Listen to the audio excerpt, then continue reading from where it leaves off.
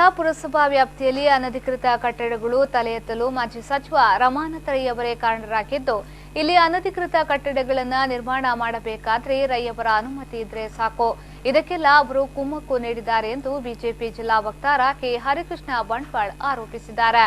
ಅವರು ಬಿಸಿ ರೋಡ್ನ ಪಕ್ಷದ ಕಚೇರಿಯಲ್ಲಿ ಸುದ್ದಿಗೋಷ್ಠಿಯಲ್ಲಿ ಮಾತನಾಡಿ, ವಿಜಯ ಬ್ಯಾಂಕ್ ವಿಲೀನ ಕುರಿತು ಹುಸಿ ಪ್ರತಿಭಟನೆ ನಡೆಸಿದ ರೈ ತಮ್ಮ ಕಟ್ಟಡದಲ್ಲೇ ನಿಯಮ ಉಲ್ಲಂಘಿಸಿ ಬ್ಯಾಂಕಿಗೆ ಬಾಡಿಗೆ ಕೊಟ್ಟಿದ್ದಾರೆ ಎಂದರು. ಅನಧಿಕೃತ ಕಟ್ಟಡಗಳು ಬಿಸಿ ರೋಡ್ನಲ್ಲಿ ನಿರ್ಮಾಣಗೊಳ್ಳುತ್ತಿದ್ದು, ಅದರ ಬಗ್ಗೆ ಮುಖ್ಯಾಧಿಕಾರಿಗೆ ನೋಟಿಸ್ ಕೊಟ್ಟರೂ ನಿರ್ಮಾಣ ನಡೆಯುತ್ತಿದೆ ಎಂದ ಅವರು, ಜಿಲ್ಲಾಧಿಕಾರಿ ಕೂಡಲೇ ಬಂಟ್ವಾಳದ ಅಕ್ರಮ ಕಟ್ಟಡ ಕುರಿತು ತನಿಖೆ ನಡೆಸಬೇಕು ಎಂದು ಒತ್ತಾಯಿಸಿದರು.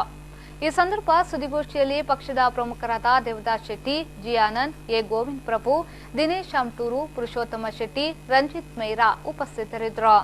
ರಮಾನಾಥ ರೈ ಈ ಜಾಗದಲ್ಲಿ 1 ಮತ್ತು 2ನೇ ಅಂತಸ್ತಿನಲ್ಲಿ 81.13 ಚದರ ಮೀಟರ್ನಂತೆ 243.39 ಚದರ ಮೀಟರ್ ವಿಸ್ತೀರ್ಣ ಕಟ್ಟಡ ಕಟ್ಟಬೇಕು ಎಂದು ಅವರಿಗೆ ಪರವಾನಗಿ ಕೊಟ್ಟಿದ್ದಾರೆ.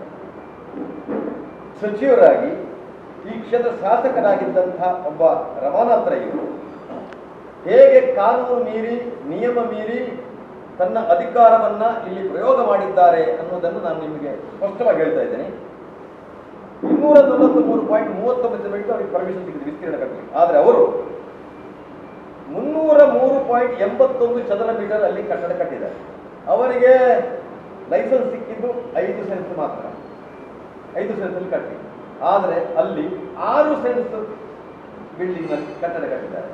ಇದು ಮುನ್ಸಿಪಾಲಿಟಿಯ ದಾಖಲೆ. 243.39 ಚದರ ಮೀಟರ್ಗೆ ಅವರಿಗೆ ಅನುಮೋದಿತ ವಿಸ್ತೀರ್ಣ.